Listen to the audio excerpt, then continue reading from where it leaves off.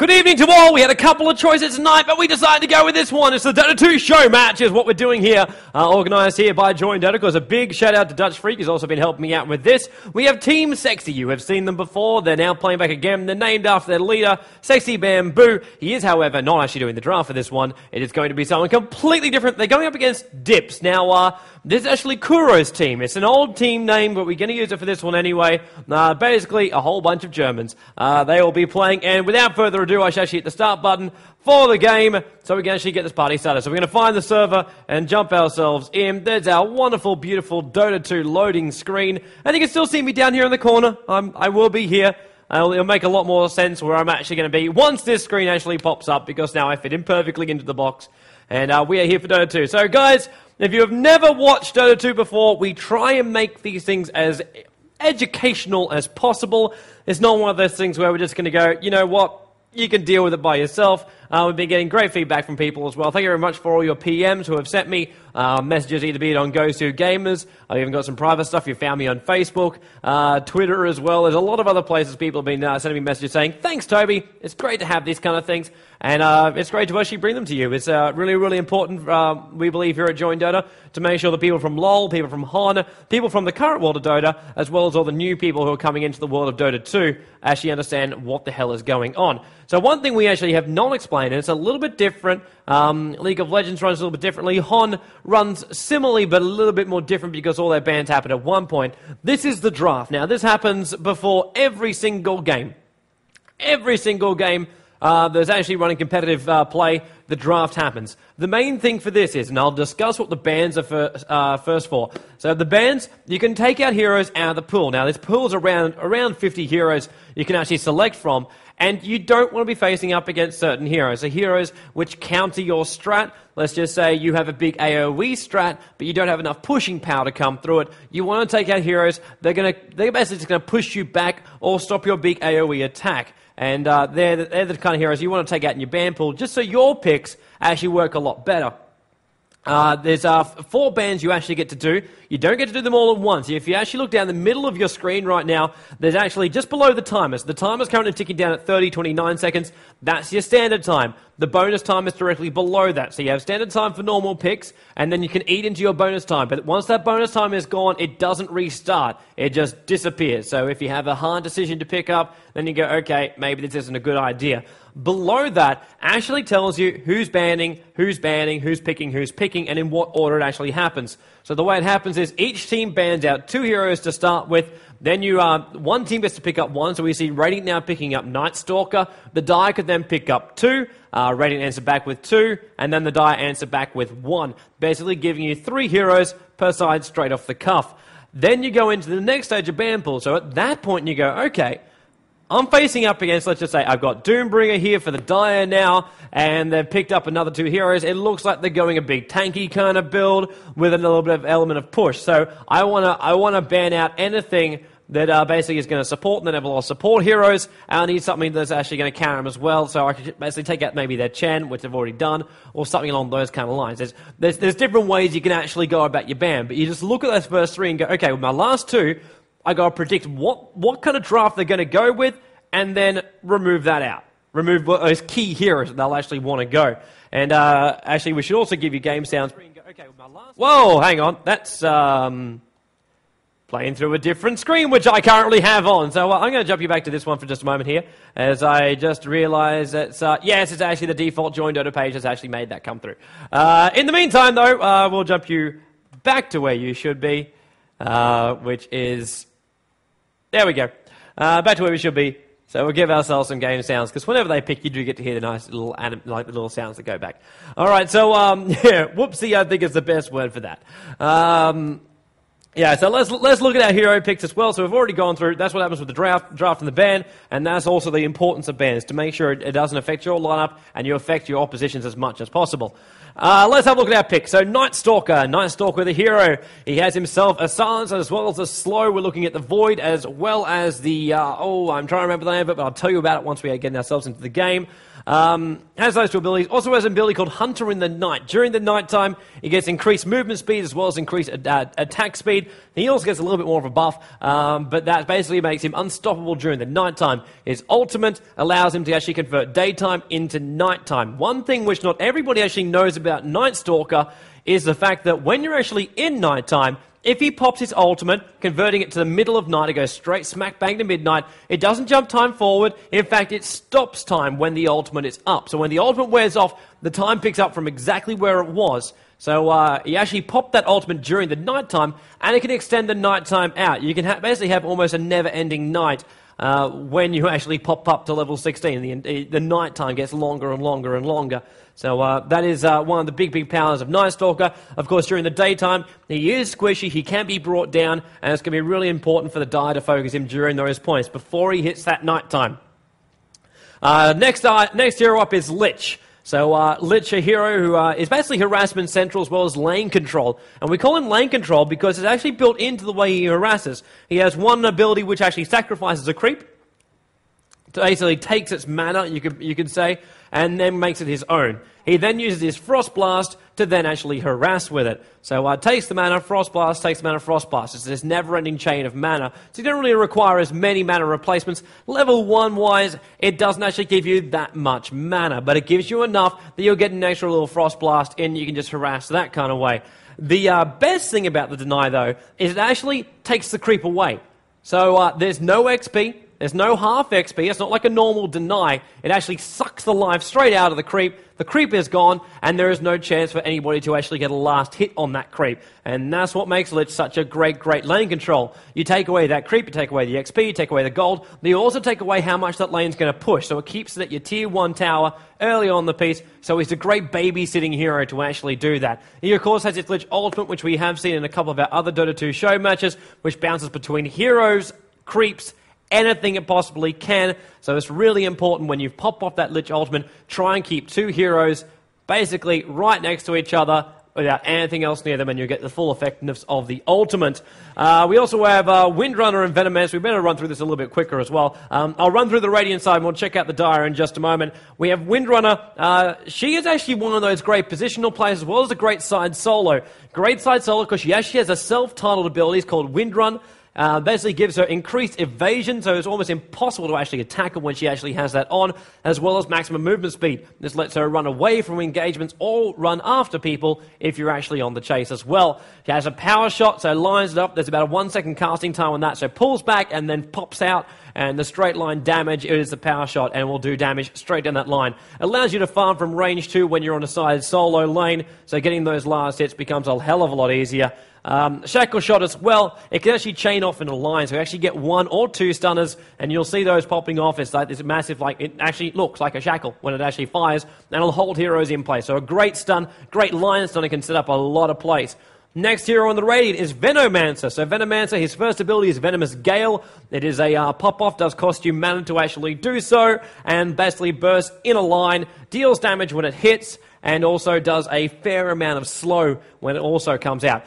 Next ability is basically is a normal poison that's actually built into every single attack. Increases the attack damage as well as actually adds slow as well as a small DPS over time. So you stack that on top, and that's why Venomancer is so great for chasing down heroes, but he's also great for pushing as well as holding defensive lines. Depends what type of build you actually go for the Venomancer. He has Nether Wards. You can plant them down well, not Nether Wards, that's not really the right word. It's a Venomancer ward. Oh, yeah. Well, I'll check the exact name for you in a moment.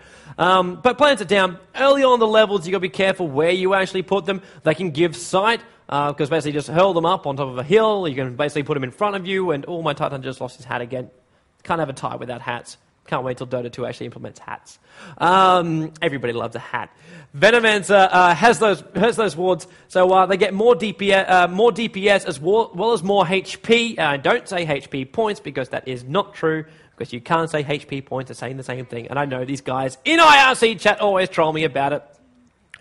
And so you can use those guys, Problem is when they're low level, low HP, you can't really just throw them out in front of people. If you do that, then they're just going to farm them up and they get the gold, because they are worth gold every single time you kill them. So you try and put them in tactical positions and make sure you actually protect them when you actually use them, especially early on in the piece. A lot of Venomancers actually don't even drop them down at level 1 unless they are just using it for vision, and that's enough they're going to be ganked from the other side of some trees or something like that. Generally, they'll hold on to them until they actually go for the push. That way they don't give away extra money.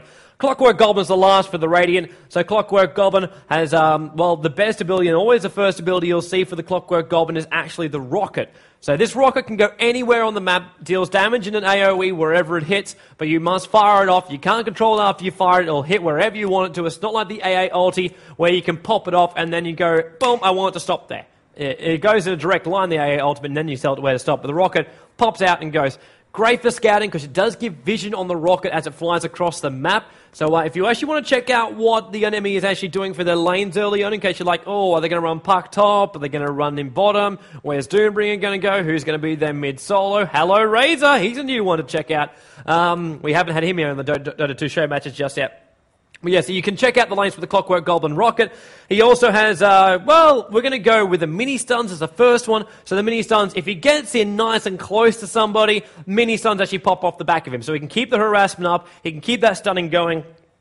And for heroes who actually want to get out there, like if it gets too close to Puck, it deals the damage, and it does actually get that stun too. So Puck, who will want to Ether or join himself back out, if he gets stunned, he actually can't do that. So that is the big downside for Puck, and also the big upside in Sexy Bamboo going into the normal role of aggressive hero. He loves to do it. We've seen him play SK, we've seen him play Tiny, and now Clockwork is now going to be up for him this time around.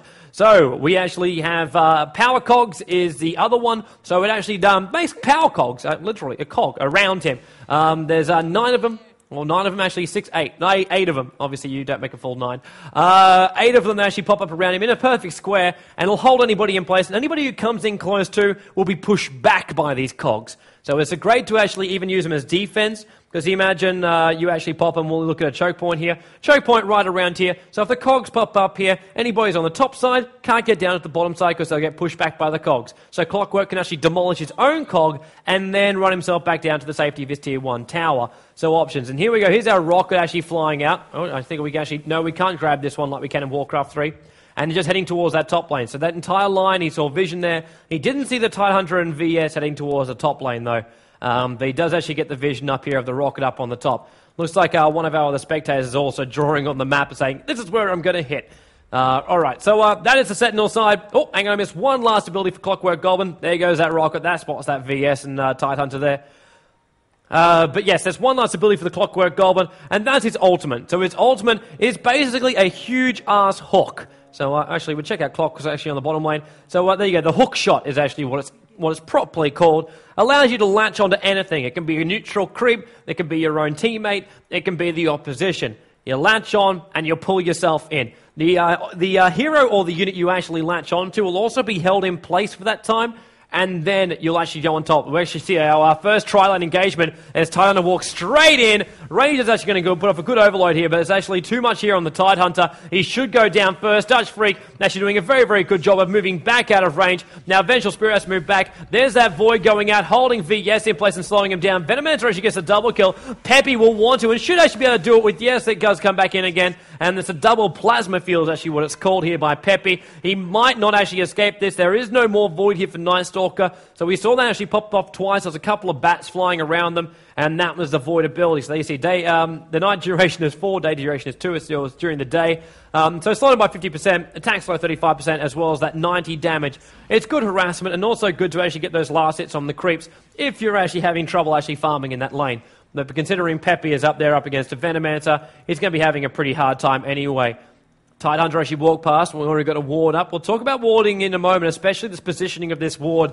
So Tidehunter's going to head towards the top lane. He's going to look for a gush. Now Static Link actually already up here is pulling away all the attack damage of Dutch Freak, as well as just basically transferring the stats onto Razor. That's why Dutch Freak just massively gets nailed there by Peppy. Just demolishes him off, using Venomancer's attack against them. Manages to get the kill there on Venomancer. So let's actually run through the lineup for, I'm not going to say Scourge again. It's actually the Dire. So the Dire is the ones that are replaced by the Scourge. If you're a Hon fan, then you'll know them as the Hellborn, and I do not remember what the League of Legends term for it is. So let's check out Razor. So Razor, one of these heroes which has not appeared in our Dota 2 show matches just yet. We've seen the Plasma Field actually happen. So it's basically a big Plasma Surge. Goes straight out from him.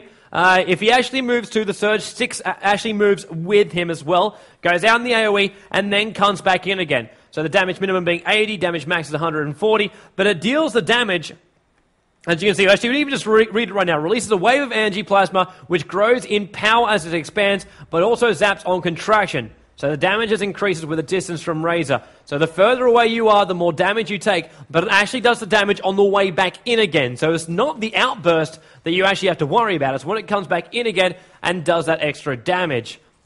So we also have that static link which we use. So you also see bonus duration. Drain rate is actually at 14. So it actually steals the damage from the target and then gives it to Razor.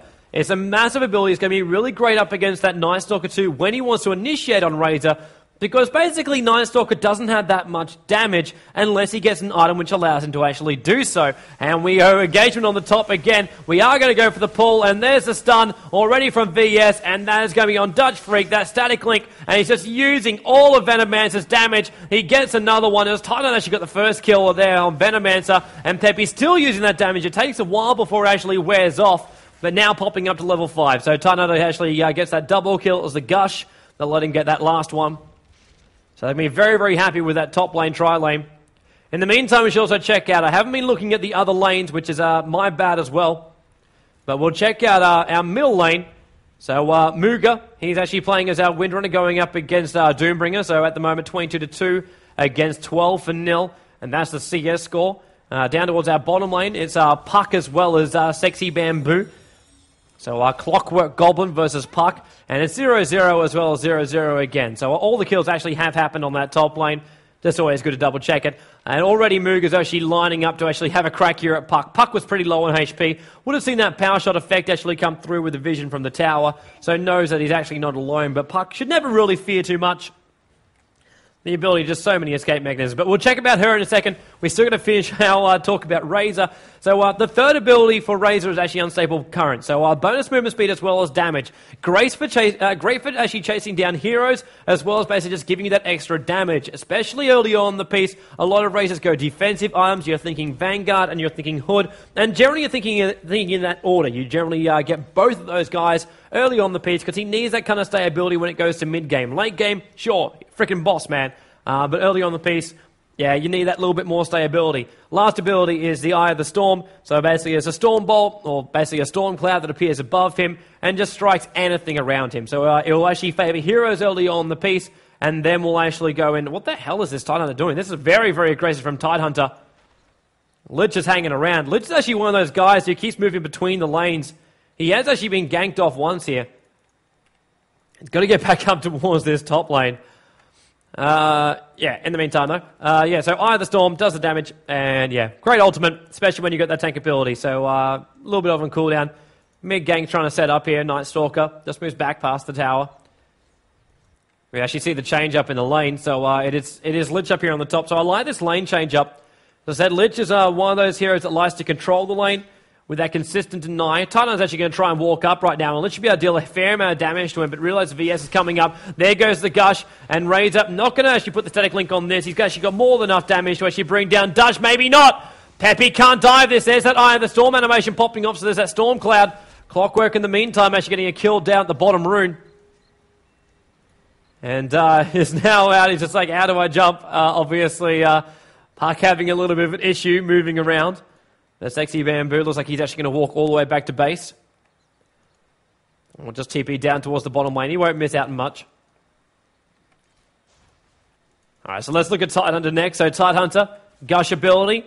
So it's a single target, but will slow them down by 40%. Drops the armor as well as deals a little bit of damage. Helps out with that first initiator, because you want that to pop off early. And we will actually have a double. Is Puck's third game of Dota. It is Kurokai, so I'm pretty sure it's not his third game of Dota, unless he's actually playing by a different name. It's a pretty big responsibility to actually go side solo if it's actually his third game of Dota. So Matchroom LOL, actually gives a double negative armor. So the Titan's actually got his gush. Aloe Puck is actually up here on the top lane. But this Wave of Terror, this is actually one thing which I didn't actually bring up during our last time we were looking at. Oh, Aloe Magic Missile. So there's that Wave of Terror. So drops the armor there of the Venomancer, and you follow up with a stun off that point, and Titan's going to be really, really careful. Peppy goes in front. Sexy Bamboo is actually ulted in with a great cog. It holds the Tidehunter as well as Peppy in place. Mini stuns, but he can't fight there forever. Is that Eye of the Storm does a lot of damage. And he actually lost off Windrunner as well as Venomancer during that fight.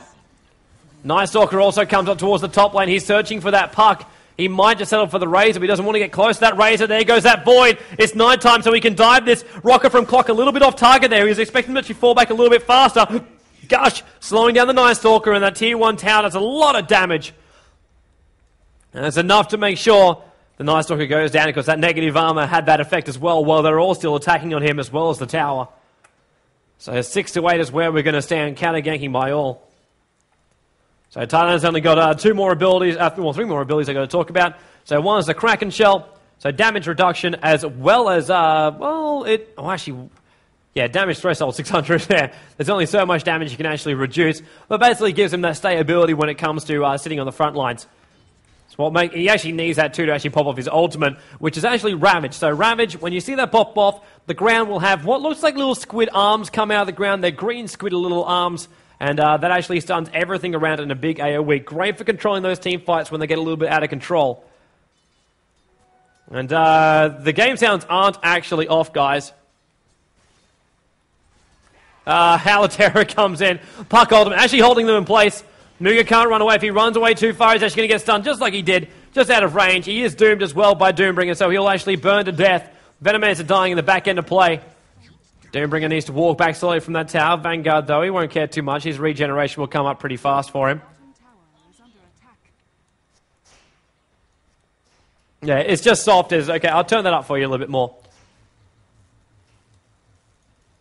Alright, so meanwhile, back at the range. The ranch. Yeah, so Titan's Ravage, big ultimate control, and the Anchor Smash as well. Not a bad item. Hello, Sexy Bamboo. Gonna get caught out right now. Pulls off the cogs in defense, but Puck can't get close, and just orbs in. Actually, Ether draws that one as well. Yeah, but his last one's the Anchor Smash. So damage reduction again is how much damage is actually done by whoever's actually hit by it, as well as dealing the damage in that AoE around him. In the meantime, Night Stalker's having fun on the top. Let's have a check towards the middle lane. So Vengeful Spirit was actually the other one up there on that top tri lane to start with. So Vengeful Spirit. Magic Missile, great early stun. Single target, but guaranteed stun. So none of this, like, you got to aim it up like a Mirana arrow. So Magic Missile, you can actually do that. And you can pop off 2 of them at the very, very start of the game. And that's basically it. Then you'll be out of mana. So you got to really actually time up when you're going to do that right. Oh, Aloe bottom lane. Looks like it's actually diving back past the tower. Sexy Bamboo holding Peppy in place next to that tower. So he's forced to take that damage. So he goes inside the trees to try and get out of sight. Just so the creep wave actually starts taking the aggro. In the meantime, Dutch Freak is currently on the run. So is Puck. And Night Stalker should actually be able to get his last hit. He's actually got no mana for a Void. Will he be up in 3 mana time? And will he get close enough? Actually, no, it's not. It's a little bit more. It's 110 for this one. And he's trying to catch up. Puck phase shifting out. Expecting that. So one big blast gets a Clockwork Goblin. Actually manages to pick up Razor in the back end of play. Vengeful Spirit comes a little bit too close, but Earn charges on himself, so he should be able to actually it's an Earn charge from Night Stalker. It's the damage on him, so he will actually get this blood. While there's Venomancer getting the kill just out there near the bottom room. You earn a fantastic item. You actually get more charges every single time you're around a kill. And of course, you can use that for good or bad, those charges. You can use them to actually heal yourself up, or you can actually use them to damage an enemy hero. So as we just saw it then, it was actually popped off on the retreating hero, and it did damage over time, which basically made it a little bit easier for Night Stalker to actually kill them. And not actually have to dive that tower too far. Doombringer is one big hero we have not checked out. He's been going mid-solo for a very, very long time. He's one of these interesting heroes that can have multiple abilities, and it comes through his Devour. There's I know Dutch Freak realizes he's in over his head. That's not the real Doom, though. You can see how much damage it's taking. It's just an illusion. Muga, for some reason, actually thought it's going to still be a wise idea to shackle him. But yes, Doombringer. Oh, hello. He's actually going for a little bit of a wander down here to Lich. Doombringer is a big, big key hero for all of the Dire side. Actually dooming up the Night Stalker. So Night Stalker is currently silenced. That's what the Doom does. Puck's going to help out. And Lich, he has that ultimate. It's a good ultimate as well. Bounces perfectly. The Puck manages to phase shift just a little bit too late there. So Vengeful Spirit was actually dying. He needed to time it right for that phase shift. It just kept bouncing around. And that's what I mean by that Lich ultimate. There was no creep wave there by the Dire. It was just the hero. So Lich ultimate popped off nicely and allows his Night Stalker carry to escape. But let's get back to actually talking about Doom. So Doombringer, we saw his Doom pop off before. So the duration, 13 seconds. That's a consistent for him. How much damage it does over time, that increases with the levels. And it's basically a silence. So if you want to shut down someone like Lich, you don't want to see that Lich ultimate pop off during a fight. That's what that Doom is for. You use it to shut down these heroes. The Devour ability basically lets you consume a creep. Oh, hello. This should actually be a silence right now. He has no Doom left. And Frost slows him down. Void as well will slow him down while he's actually getting a kill there. Clockwork Goblin is actually getting kills in the middle lane. Being helped set up there by Windrunner. And they will fall back. But yes, Doombringer, he is a big, big hero. Big tanky hero later on in the game. A lot of people remember him from the International. It was a big, big pick because a lot of people, a lot of teams, they just want to shut down one of those big heroes who was so easily able to move around the map. Shut down someone like a Tidehunter, there'll be no Ravage. And a lot of the time, that big initiation is required. Hello, Silence. Grunt, there goes that Ravage ability, so you get to see it firsthand. Anchor Smash as well, so Night Stalker loses all of his damage, especially considering Peppy was actually chaining it into himself, which gives him enough damage to actually finish off Sexy Bamboo, but Sexy Bamboo was holding him in place. It was actually the Vengeful Spirit. They got the last hit there on the Clockwork Goblin, and then Puck goes through with a double kill. It was a standard attack. There was the Magic Missile that flew out from Vengeful Spirit to try and help that out. And the Radiant just dive in a little bit too far. They got a little bit overconfident up. That Ravage popped off. They thought, okay, sweet. That big AoE stun is gone. We can initiate on this. Clockwork jumped in, but Razor still had enough damage to actually do a lot of it.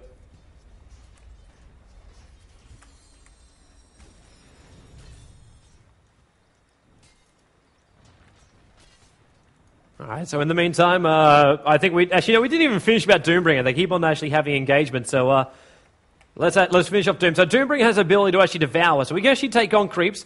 The higher the level of devour, the higher level of creep you can actually consume. But for instance, if he actually consumes up one of these forest trolls, that gives him regeneration. If he consumes up one of these, actually you can't do it with my golem, they're actually immune.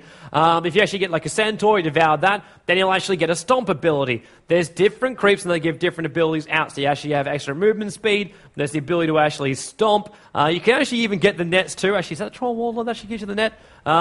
There's different versions of trolls. One will give you regen, one will actually not. And, hello, kill on top lane. So Puck actually being done one-on-one by Windrunner. My apologies.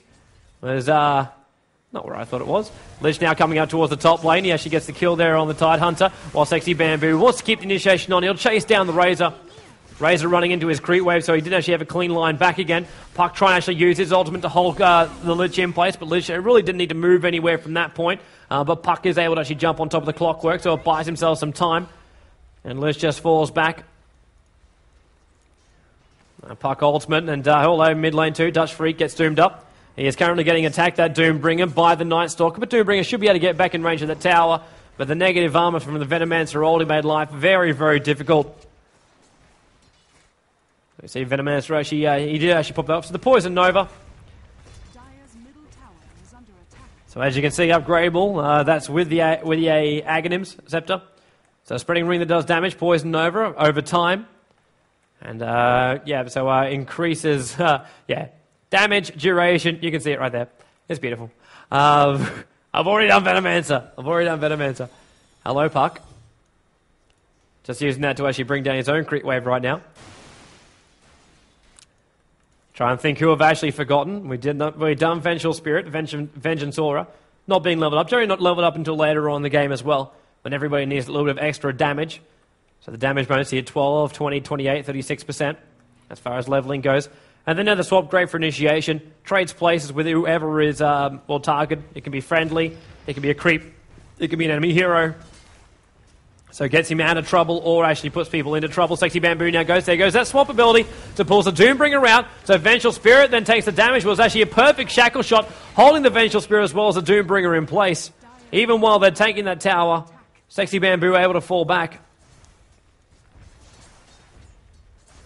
And the tower will be pushed now. We've got level 4 wards.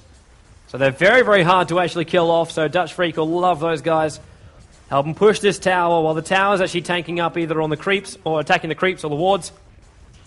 Gives the heroes time to actually attack as well. So the attempted deny out there from Puck, but it was actually Windrunner who got the last hit. So she will fall back, or Muga will fall back. Radiant's top tower is under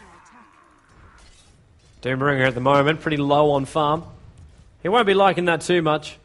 He really needs a lot more farm than just a Vanguard here at 17 minutes. Generally, a lot of Doombringers like to actually try and go up for a Radiance. Either that or a BKB, letting them actually stay alive during the fight. They can deal a fair amount of damage. Just depends what type of build you want to go with them. It's always a fun choice for type of build. Even just looking around right now, Vengeful Spirit. Generally won't see a build on her, it's just boots and wards. That's the role of the support. And Razor on the way to completing up a Vanguard. Ring of Health as well as Stout Shield. So needs that Vitality booster, and that will send him back about 1100 gold.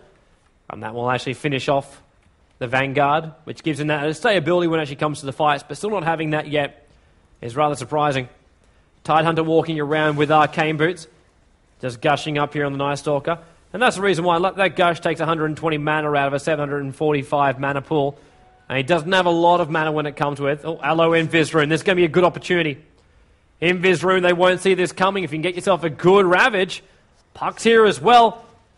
They're going to get themselves a good positioning right now, and there goes the Doom to set it up. The Ravage needs to pop. There goes the Ravage. They want to bring down this Night Stalker as well as the Lich, who pops off a fantastic ultimate. Hits right across the die, but they will live through this. Small stun as well as try to go for the Shackle Shot. VS swaps Muga back into the action. Howler Terror gives the negative armor, and there's just Puck that does the last damage with the normal attack. 3 quick down by the Sentinel, three quick deaths here for the Radiant. Dutch Freak in the meantime, how does she push this by himself? New creep wave is coming up in just a moment, but he's got a lot of wards up here. Even letting off the Gale. He wants to kill off this creep wave fast so he can actually get some kind of revenge. It's a big thing when you actually lose. As a 3-1 trade of heroes in the mid, they haven't lost their tier 1 tower in the mid, but if they claim a tier 1 tower on top, then you can basically say at the end of that, okay, that was worth it. That was a fair off trade. Dutch Freak's going to die up here on the top lane though. Puck will actually orb and chase him perfectly. Warring Rift actually just jaunts into the close range. And then actually gets the deny in the tower as well. So it's only 100 gold for everybody instead of the 200 gold you'll normally get. We're going to look for a bit of a counter gank. Doombringer's up here. No ultimate for him. Also no mana to actually even cast off that ultimate. Puck wants to try and actually juke him out right now. Unable to actually do so. Lich gets the frost on Puck. So if that support wasn't there, he probably would have actually got himself away. There's a reason why Sexy Bamboo also stayed in close. He realised that no matter what direction Puck went, Lich would get him if he went east, and Sexy Bamboo would stay on him if he stayed where he was. Because it's a choice you actually have.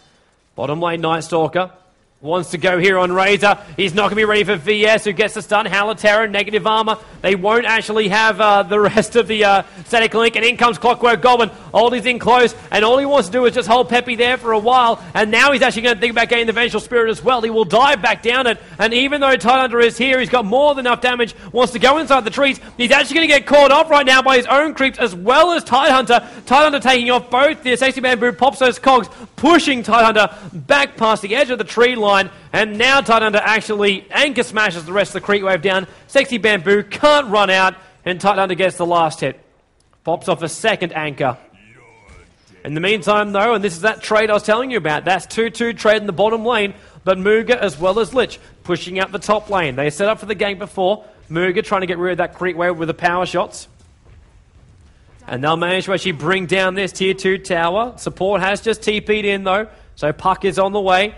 Lich has got to keep harassing this. They've still got their full creep wave here. TP support's going to come in. Good silence right now and drops the Puck ultimate. Vengeful Spirit will try and keep the support going. There goes the stun on Muga. Tidehunter actually comes in. Phase shift there by Puck. Tries to actually get himself out of range, and there comes Tide from the rear end. He let that gush off from a pretty decent range before. They wanted to actually track down towards Lich, and in comes Night Stalker. Actually puts a silence here on Puck after he cast the orb, so he couldn't have jumped out. Night Stalker is actually pawned by Puck as well, though, so sorry, he actually is pawned by Puck. VS swapping the Tidehunter back towards the tower. That's a good swap. Gush as well. Tries to force the Night Stalker out a little bit further. Got to be careful as well. Peppy decides to actually come up towards that top lane. Night Stalker loves to hunt during the night time. You can always see the day-night cycle as well. Obviously, it's just like normal times of day.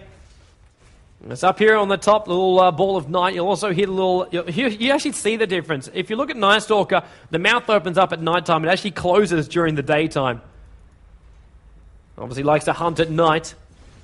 But there's also the environmental sounds that actually happen when we actually go between the two of them. If you ever want to check it, just check up that top little bar between where the scores are. So it's actually 25 to 27. It's pretty even across both these teams.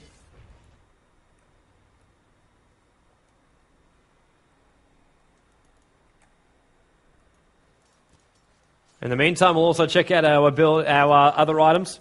Oh, hello. Top tower actually getting killed here by Clockwork. Actually jumped on the Doombringer to get that last hit. VS does the swap and pulls Doombringer back out again, who actually casts Doom on Sexy Bamboo. They might even think about doing this, but they're both out of mana. So there's no more missiles, and they've got to be careful not to overextend themselves. Razor is here, and they're actually going to catch out. Puck drops the ultimate, actually hits nothing, because Night Stalker gets himself back out of range. Dutch Freak in the middle of the battle has already popped up his ultimate during this, and that's why Thunder is trying to be so slow getting out of there. The attempted dust pops off, and there goes the Ravage as he's dying off. Night Stalker's in a little bit too far, because Peppy is pulling all his damage away from him, and Night Stalker runs back past the tower. Peppy's got to be careful. That Lich ulti bounces back up for a second time. Lich will do enough damage with that last Frost. Getting the double bounce on Razor. And Lich is able to use that last little bit of a Frost Blast. Got to be careful not to get too close towards VS as well as that puck. You see that animation attempt, that little green on top of Night Stalker. That's those earned charges, giving him life back again. It's a fast regen. Now silence here on Sexy Bamboo. Puck realizes, though, this is not what he wants to fight, but he has no choice. Good ultimate by Bamboo. Came right in close. As you can see, it stuns and holds the hero in place. And then Mooga was in the perfect position for that. Landed off a perfect shackle shot. Held him in place just long enough to get the last damage in. Night Stalker also finds out Doombringer. Doombringer wanting to actually pop off. Manages to actually do so. The Scorched Earth gives him increased regen as well as extra movement speed. Burns all the ground around him too. So for any creep, any hero which is caught on that, they do take damage from that. It's now tied under. She has a Blink Dagger up. Blinked in towards the Lich. And gushed him back. Harder for Lich to actually let off harassment as well as ultimates if he's down at half HP points. Makes him very, very nice selectable food for heroes like Razor as well as Doom. Doom having that level death effect. It's kind of nuts when you see that burst damage coming. So Scorched Earth, but there's that level death. So depending on the level, you actually get the standard damage which actually comes out from level of death. But if it's a multiple of a certain death, this is where it gets a little bit weird. So if it's a multiple of 6 on level 1, then it deals bonus damage by 250 bonus damage at the moment is ultimate. And then you see level 5, level 4, level 3. So if it's a multiple of 5, multiple of 4, multiple of 3, this is the level of the hero he's actually casting it on, then it actually does that extra 250 damage. So for example, anyone level 3, 6, 9, 12, 15, 18, they will all get an extra 250 damage done to them. So there's always a big question here for Doombringer, who we cast that on. Like if he wants to go for Night Stalker's level 14. That's not going to help him out. Mid lane, in the meantime, getting ganked up here. Puck is going to phase shift, but probably not going to get away from Sexy Bamboo. Some mini stuns as well. It's Venomancer with a Gale actually doing that big last bit of burst damage. So mid going to set up. Sexy Bamboo is actually sitting on currently level 17. 10 for Venomancer. Normally it wouldn't be a big thing. And level 12 for Windrunner. And level 13 for Lich. In comes the Gush. And there goes our tier 2 tower. It's good save ability as well as good pushing power coming out from the Scourge, especially now they're fighting 5v4. And the Dire, won't actually want to initiate on the Radiant.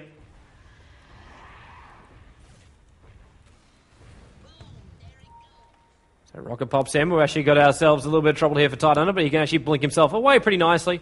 Night Stalker would have known that as well. But at least know now that that blink is on cooldown. Big item here on Titan to actually get towards that Blink Dagger. We saw how important it was to get that Ravage off when he had that Invis rune. He was able to get himself into a pretty good position with that Invis rune. But now can just use the Blink Dagger. So it's instant teleportation to whatever spot you want to within a certain range. As you can see, 1,200 units away. So if you actually manage to pop that Blink Dagger off, 1,200 units away, get yourself right in the middle of that Radiant side.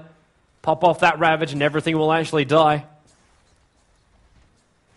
So Tight Under actually with that haste rune go for a little bit of a scout. Puck is here. They've actually already got their ward up as well. wanting to push out some tier 1 towers. Massively surprising that the Scourge actually haven't even got any of these guys yet. Actually, they got the one. No, they don't. Not a single tier 1 tower's gone down yet. Fortification, Night Stalker goes in. Tidehunter, blink. Ravage holds Muga in place. Lich Oli's going to bounce perfectly. There's no creep wave. It's going to bounce perfectly in the Dire. So much damage. Bamboo jumps in. Razor's going to rejoin the fight right now. We already see Doombringer taking a fall. Buyback from Windrunner. She doesn't want to leave this fight. And Matrim gets power shot to death. Muga is the one who actually TP'd back in towards that fight and got the last hit. And is Peppy trying to run back out? In fact, he'll just ignore that and just try and TP. Will there be a stun? No, there will not. It's the only way you can interrupt TP scroll. You need that stun, you need that disable. That cancels off the TP and Puck will manage to retreat back. As Tide heads towards the top lane. It's 31-30 right now as far as kill counts go. If anybody actually watched that game I played with James Harding last night, too good. You can see just how much kills don't count. Like, it looks pretty level when you look at that. But the amount of map control that's currently going on... Well, hang on, we're going to hang on for a second here. Peppy wants to jump back. He's currently getting stunned here. And Sexy Bamboo, if he needs to, he'll lock him within the cogs. But doesn't really need to. Just Mini sitting and staying in front of him so he can't run out. Using his body to actually block. Tidehunter still wants to go on this bottom lane. But he's got no... Whoa, dude. Puck wants to come up as well, but Shackle Shot Grunt's going to go down. You can't blink out. Via's actually forced to actually swap him. And will sacrifice her own life for this. Needed to actually do that, but Grunt also needs to not be caught out. There's another 57 seconds before his ultimate's back up again. He's got 100 HP points, so all he can do is just sit in the front lines and tank. Clockwork Goblin actually managed to get a rocket back to the main base, where Tidehunter was trying to run back. So it was great insight there by Sexy Bamboo. Great presence of mind, to actually know to pop off that rocket. Hard to actually chase away from it. Doombringer's going to go down. Mini Suns galore. And Doombringer is dead. So Night Stalker claims the last hit from that one. The rack still needs to go down. That's what I was talking about, the fact that basically kills don't matter. It matters as far as the money you actually get, but until you actually get a racks, you don't really get any form of massive advantage over the opposition. Tower goes down. They need to bring down that melee racks. Both melee racks as well as range barracks. They both have different effects, and we'll watch Peppy actually going to get killed off here.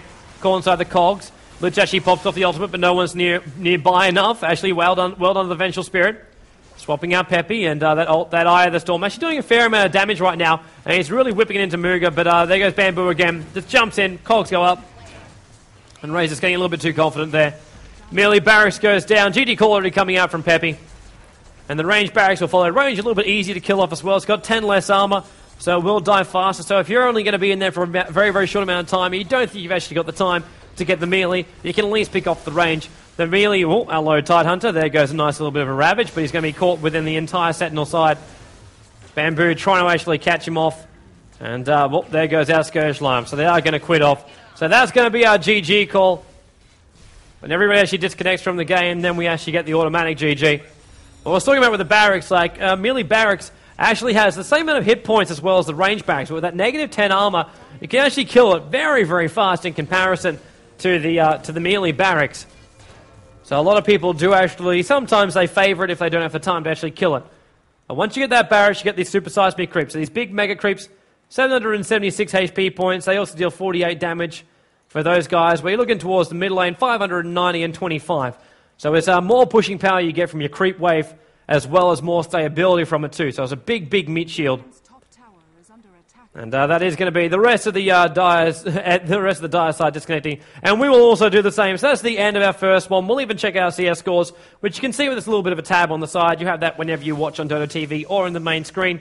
So the top number, just to the right here, I'll use my mouse to show you. We're looking at Doombringer right here, 105. That's how many creeps he's killed.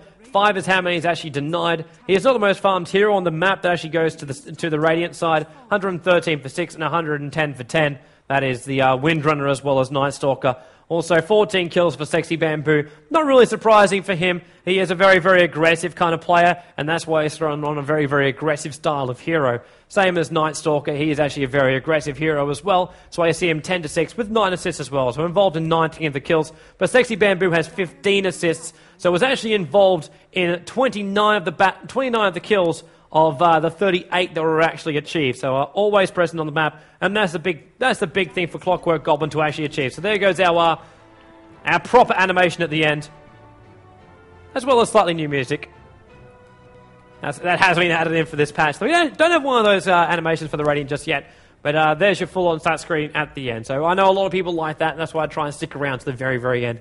So that was our fun and games. That was our first show match. We're going to have one up here, another one just a moment, as well as the giveaway of the Dota 2 beta key. I know a lot of you guys like that. A lot of you guys are also being part of it as well. We'll explain what the beta key giveaway actually is in about 5 minutes' time, as well as the winner. Stick around, guys. We'll be back here in just a moment with another Dota 2 show match.